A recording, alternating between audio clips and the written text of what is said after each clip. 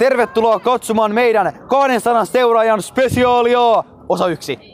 Ja nyt täältä tulee meidän varakuvaaja ja järjestyksen valvoja Kalle! Uploadit! Noin, sä oot tullut sen ekalle askelmalle.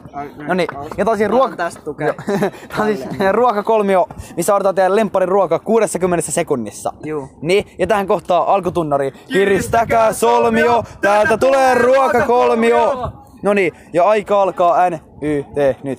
Onko se lämmin ruoka? Taas? On. Okei. Mulla on saanut sushi, mä oon aisin Fredrikka. Ei. Mitä sä syöt? Ei.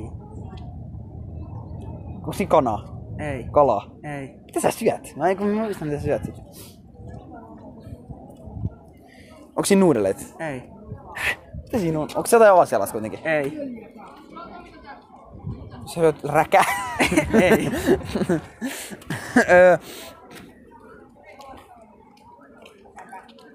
Onko se jotain niinku, syödäänkö sä paljon Suomessa? Joo.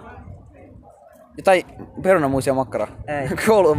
Koulun nakkarakastike? Ei. Nakkara. Koulun jakkarakastike? Ei mikään. Jakkarakastike. 15 sekuntia. Tuossa alkaa aika. Onko koulusta ruokaa? Ei. Onko se joku keitto? Ei. Onko se joku pasta? Ei.